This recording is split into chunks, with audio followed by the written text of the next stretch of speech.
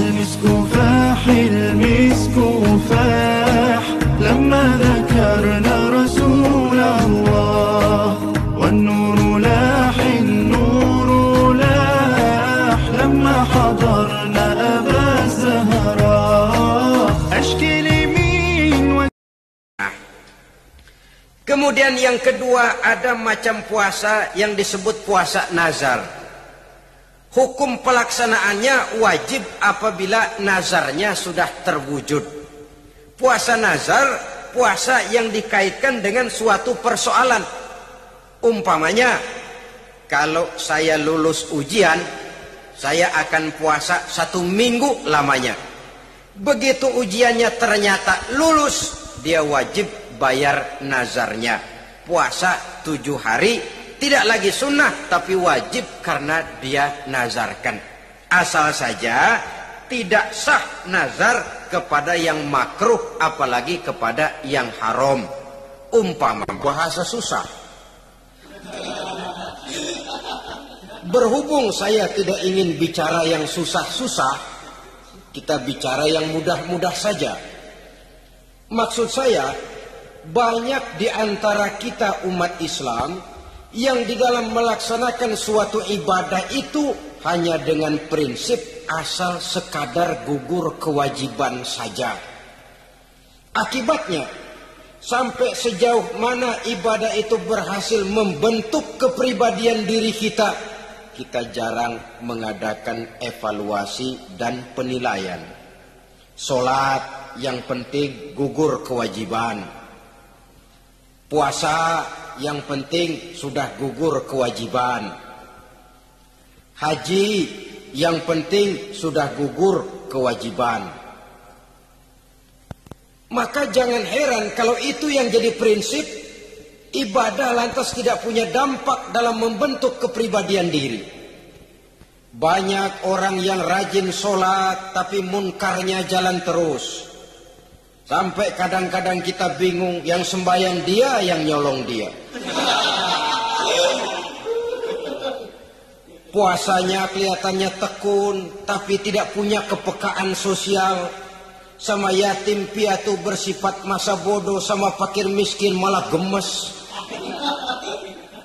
Tidak lantas tumbuh kepekaan sosial, walaupun dia sudah ikut merasakan tidak enaknya lapar dan haus.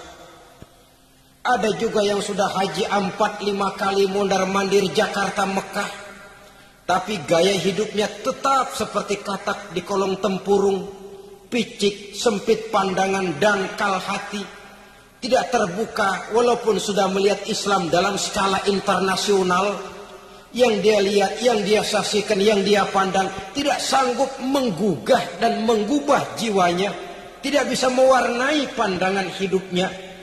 Inilah akibatnya kalau ibadah hanya dikerjakan dengan prinsip asal sekadar gugur kewajiban. Hasilnya yaitu tadi, hajinya cuma menang topi putih sama serban. Sholatnya cuma prinsip asal gugur kewajiban. Begitu juga puasanya, begitu juga zakatnya dan ibadah-ibadah lainnya. Bukan tanpa satu maksud. Jikalau Allah Subhanahu wa ta'ala memerintahkan kita melaksanakan ibadah puasa di bulan suci Ramadan, bahkan maksud itu sangat jelas nampak pada penghujung ayat yang memerintahkan kita puasa. Ya ayyuhalladzina amanu kutiba alaikumus syiyam kama kutiba alal ladzina min qablikum la'allakum tattaqun. Hai orang-orang yang beriman, diwajibkan atas kamu berpuasa sebagaimana telah diwajibkan juga kepada orang-orang yang sebelum kamu, la'allakum tattaqun, agar kamu dengan puasa itu menjadi manusia yang bertakwa kepada Allah Subhanahu wa ta'ala. Dengan kata lain, berhasil atau tidak puasa Ramadan kita ini akan nampak takwa kita meningkat atau tidak setelah kita melaksanakan ibadah puasa. Sehingga kalau orang mengatakan Ramadan itu merupakan month of training, bulan latihan, keluar latihan tentu harus semakin naik dan baik gaya kehidupan kita. Jadi tujuan utama daripada pelaksanaan ibadah puasa adalah untuk membentuk manusia yang bertakwa.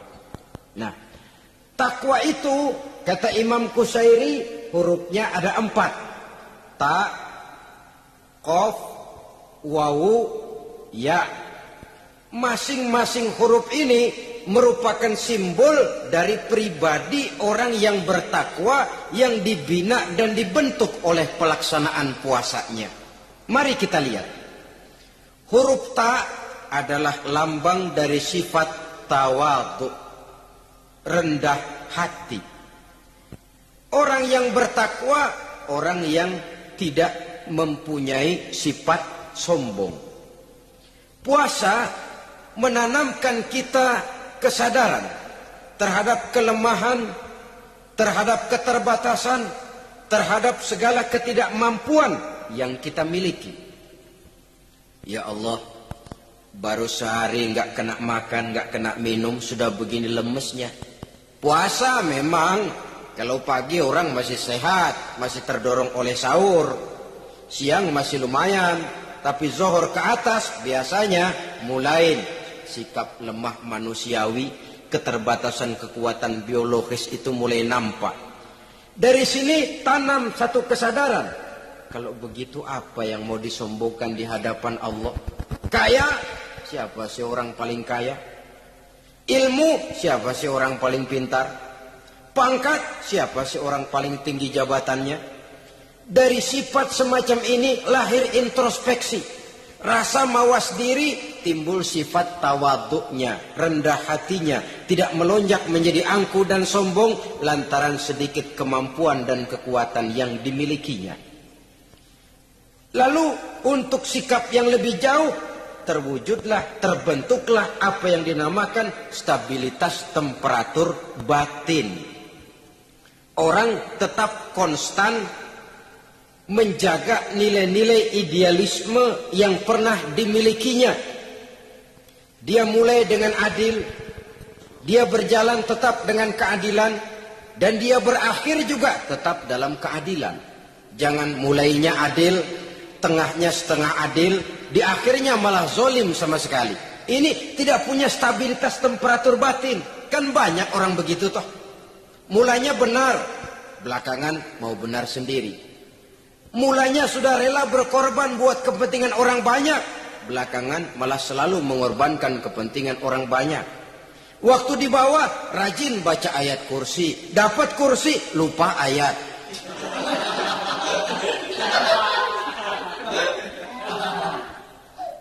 Ini cerminan dari orang yang tidak punya stabilitas temperatur batin. Tertipu oleh perasaan seolah-olah situasi dan kondisi sudah serba memungkinkan, sudah serba menguntungkan. Orang yang dibentuk pribadinya oleh pelaksanaan ibadah puasa, dia sadar apapun keberhasilannya, apapun kedudukannya, apapun nilai kekayaannya, itu cuma sebagian kecil sekali dari apa yang ada pada zat Allah Subhanahu wa ta'ala. Dari sini timbul sikap rendah hati. Tidak takabur, sesuai dengan namanya, takabur dari kalimat takabbaro ya takabbaru, membesar-besarkan diri. Orang yang suka membesar-besarkan diri, orang yang tidak yakin bahwa dirinya orang besar, lalu dibesar-besarkan dirinya. Sebenarnya itu sudah satu sikap di mana dia tidak percaya kepada diri sendiri. Dirinya sebenarnya bukan apa-apa, cuma ingin dianggap besar, lalu dibesar-besarkan.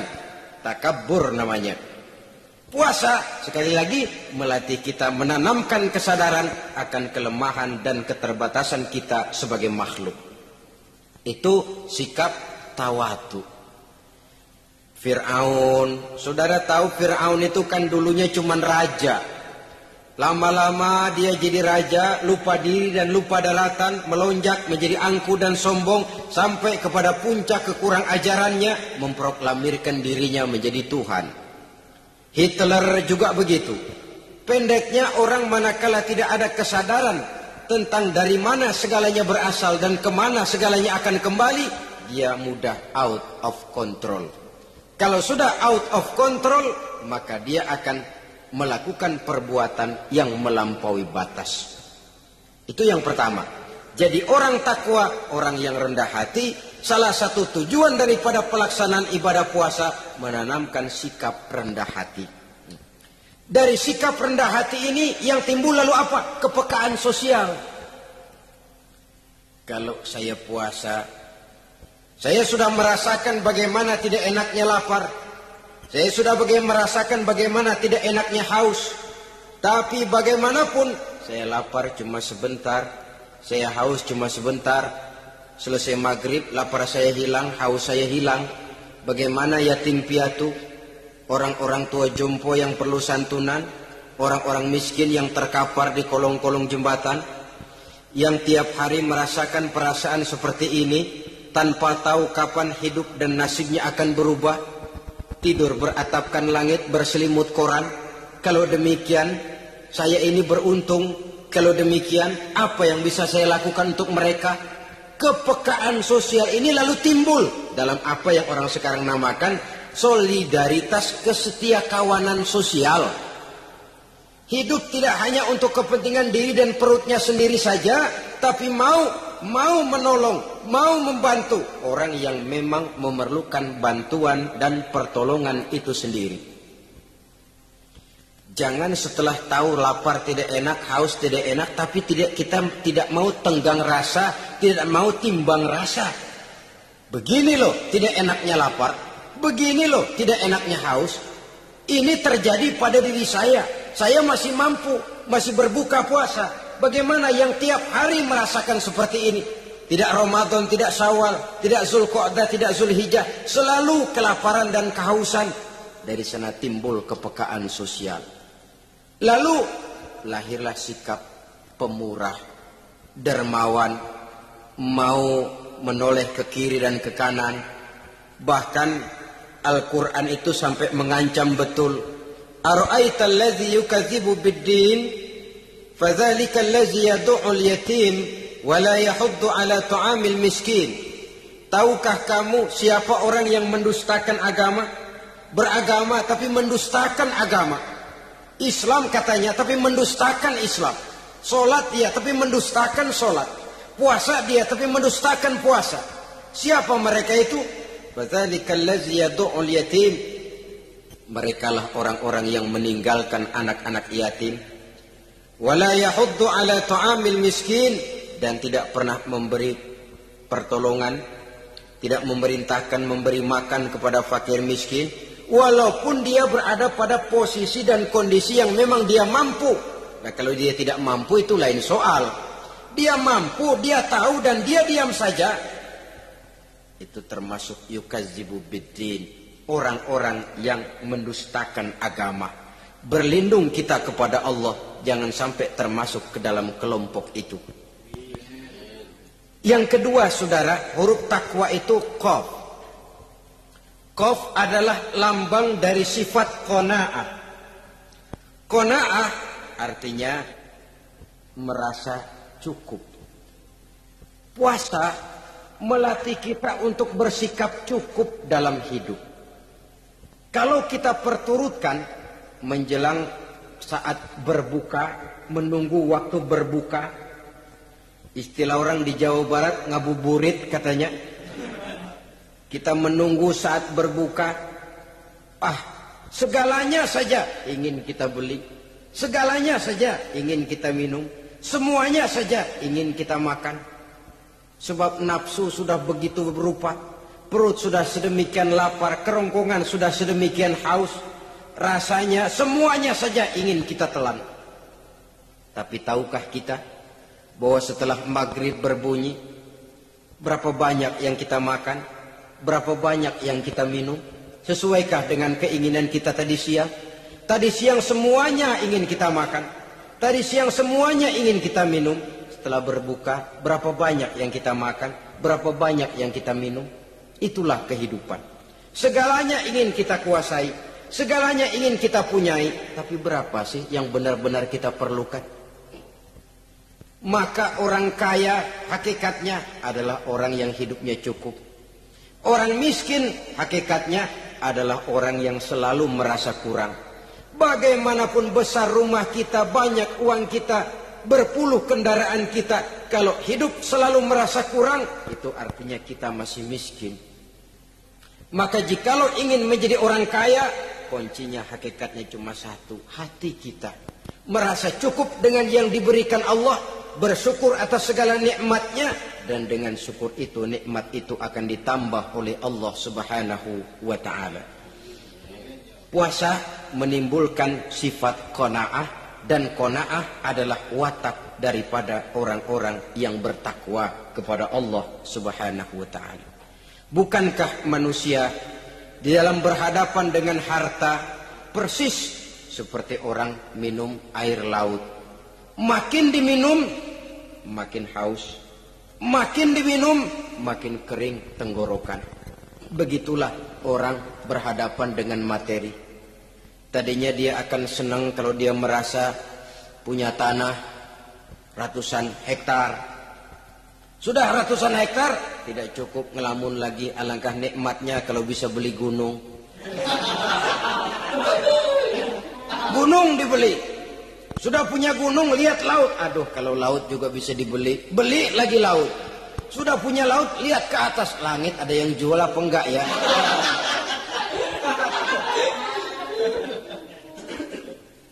Seperti orang berhadapan dengan air laut yang makin diminum makin membuat kita haus dan makin kering tenggorokan ini. Maka itu harus dihentikan. Sikap untuk menghentikan itu tidak lain adalah dengan sifat qanaah itu tadi. Merasa cukup dengan apa yang diberikan Allah, mensyukuri nikmatnya. Itu yang kedua. Yang ketiga, pada kalimat takwa ada huruf wawu. Wawu adalah simbol dari sifat wara dengan ain. Wara, orang yang terpelihara dirinya baik dari yang syubhat, lebih-lebih dari yang haram. Syubhat, saudara tahu, barang yang remeng-remeng. Tapi sungguh pun remeng-remeng, kira-kira prosentasenya 70-30. 70% haram, 30% kemungkinan halalnya. Maka yang syubhat lebih baik dijauhi daripada diambil. Orang yang punya kepribadian wara, dirinya terpelihara, jangankan dari yang haram, dari yang syubhat saja dia sanggup menjaga dan memelihara dirinya. Oleh karena itu saya heran, kalau orang di bulan Ramadan dia sanggup menjaga diri di waktu siang dari jenis makanan yang halal, dari jenis minuman yang haram. Ada tahu nganggur di meja siang, enggak dia makan. Ada air teh nganggur di meja siang, enggak dia makan. Padahal itu jenis makanan dan minuman yang halal. Tapi ketika datang maghrib, dia berbuka dengan makanan-makanan yang dibeli dari uang yang dihasilkan dengan cara yang haram.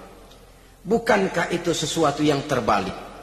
Bukankah dengan demikian sudah tidak lagi menimbulkan sikap yang bisa memelihara dan menjaga kepribadian diri? Orang yang membiasakan diri terpelihara dari yang syubhat apalagi yang haram, maka baik yang dipakainya, yang diminumnya, yang dimakannya, terdirilah dari barang-barang yang baik yang dihalalkan oleh agama. Wara. Kemudian yang keempat, pada huruf kalimat takwa ada huruf yakin. Huruf ya, simbol dari sifat yakin. Orang yang puasa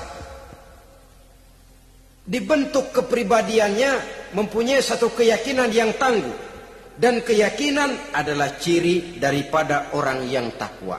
Kita lihat, yang dipanggil melaksanakan ibadah puasa ini kan iman.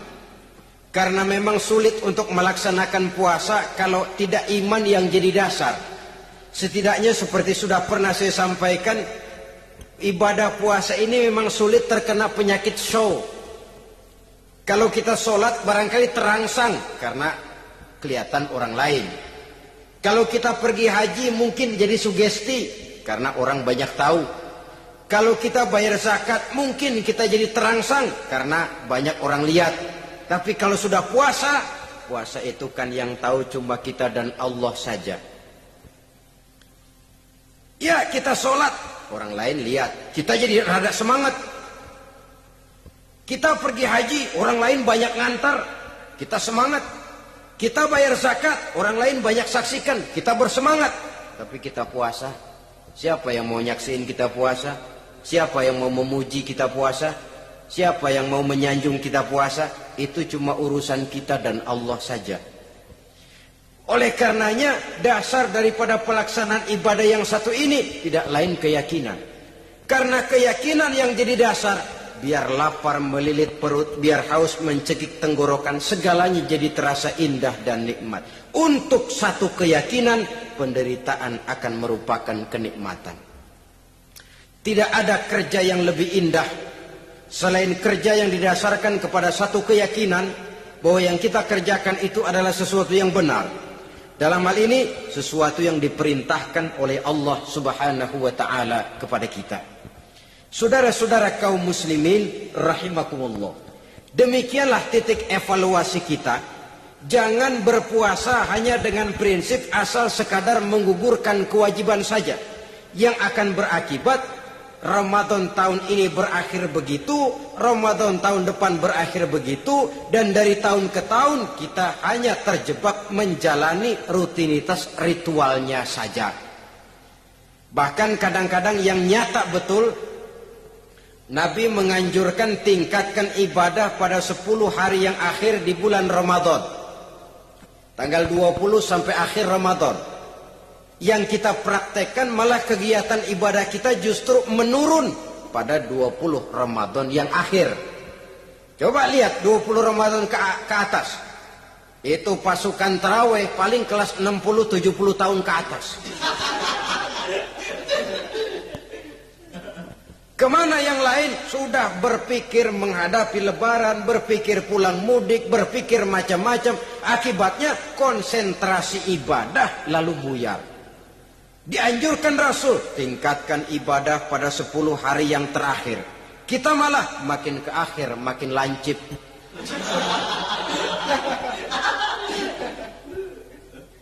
Saudara-saudara kaum muslimin rahimakumullah, kita terjebak oleh sesuatu yang sementara, oleh sesuatu yang bersifat kulit, lalu meninggalkan isinya.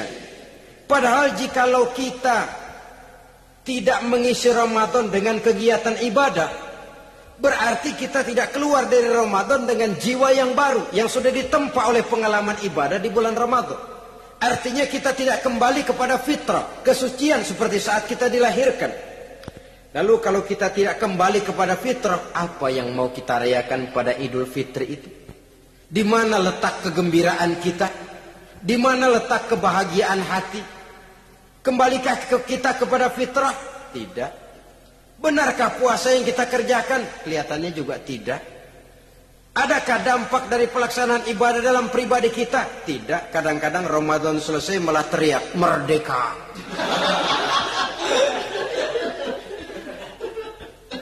Kalau tadinya Ramadan dia merasa terhalang, mau keluar siang, mau makan siang, bulan puasa, mau minum siang, bulan puasa, mau gandengan, bulan puasa. Ramadan selesai, kibarin bendera, teriak merdeka. Lalu kembali merajalela. Saudara-saudara, dampaknya tidak akan kelihatan. Padahal puasa yang baik, la'allakum tattaqun, membentuk manusia yang bertakwa kepada Allah Azza wa Jalla. Nah, sekarang apa kemudahan dan keistimewaan yang akan diberikan Allah kepada mereka yang sampai kepada tingkat takwa ini? Al-Quran menjelaskan, pertama, wa may yattaqillaha yaj'al lahu makhraja. Barang siapa yang bertakwa kepada Allah Subhanahu wa taala, maka dia akan diberikan makhraja. Makhraja itu jalan keluar dari segala macam kesulitan. Jalan keluarnya ada saja.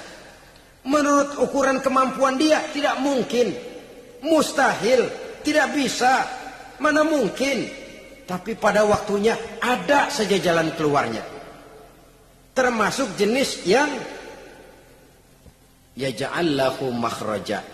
Orang yang bertakwa kepada Allah selalu diberikan jalan keluar dari segala kesulitan yang dihadapinya. Siapa sih orangnya yang tidak pernah sulit dalam hidup ini? Siapa orang yang tidak pernah mengalami kesulitan? Tapi kadang orang menilai itu kelihatannya hidupnya enak aja ya. Kayaknya gak pernah mengalami kesulitan. Sebenarnya bukan tidak pernah mengalami kesulitan. Allah selalu memberikan jalan keluar dari segala kesulitan yang dihadapinya. Nah kalau Allah yang memberikan jalan keluar, tentu sangat mudah sekali. Orang yang bertakwa diberikan jalan keluar dari segala macam kesulitan. Satu. Yang kedua, wa yarzuqhu min haitsu la yahtasib. Dia akan diberikan rezeki oleh Allah dengan jalan yang tidak disangka-sangka. Rezekinya datang dengan cara yang tidak disangka-sangka. Gajinya mungkin kecil, tapi penghasilannya gede. Kan itu yang penting.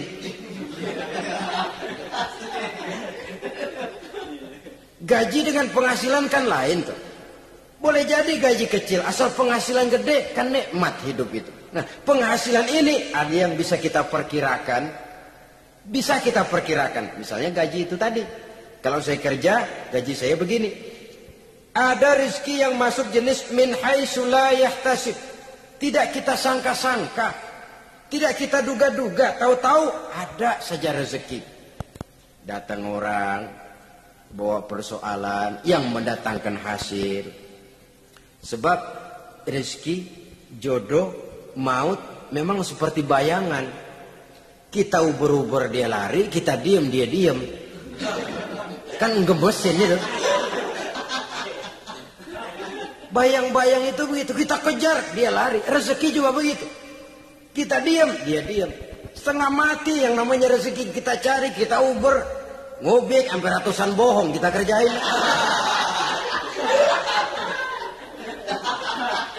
Tapi memang belum waktunya, ya sulit untuk tembus. Tapi kadang-kadang giliran kita nongkrong di rumah, datang orang bawain rezeki. Itulah yang namanya rezeki. Tapi ini untuk orang yang bertakwa. Kalau tidak punya kredibilitas takwa, jangan lalu pakai ayat ini. Diberikan Allah dengan rezeki dengan jalan yang tidak disangka. Kan ada ayatnya dah, kita mah mantang aja di rumah dah. Ntar juga tuh rezeki datang. Ini fasilitas yang diberikan kepada orang yang wa may yattaqillah, bertakwa kepada Allah, yarzuqhu min haitsu la yahtasib, diberikan rezeki dengan cara yang tidak disangka-sangkanya. Maka kadar ketakwaan jangan membuat kita buruk sangka. Tuh orang ya nggak kemana-mana, duitnya ada aja. Kalau dia takwa, Allah berikan jalan keluar. Jangan lantas ngelihat kiai, orangnya ahli ibadah, ilmunya tinggi, akhlaknya luar biasa, takwanya tinggi, rezekinya lancar. Lalu husnuzon nih kiai nggak kemana-mana, duitnya banyak, miara tuyul kali ini. Itu termasuk jaminan Allah yang masuk kategori min haitsu la yahtasib. Yang ketiga, yaj'al lahu min amrihi yusra. Dimudahkan segala urusannya. Dimudahkan segala urusannya. Kemudian yang keempat, yukaffir anhu sayyiatihi wa yu'azzim lahu ajra. Diampuni segala kesalahannya dan dibesarkan pahala kebaikan yang dikerjakannya. Maka mudah-mudahan puasa yang kita kerjakan mengantarkan kita kepada ketakwaan kepada Allah, dan takwa membuka janji Allah kepada kita di dalam kehidupan ini. Inilah saja yang kita bicarakan pada pertemuan ini. Mudah-mudahan ada manfaatnya. Terima kasih atas segala perhatian. Mohon maaf atas segala kekurangan. Usikum wa nafsi bitaqwallah. Wassalamualaikum warahmatullahi wabarakatuh. Waalaikumsalam warahmatullahi wabarakatuh.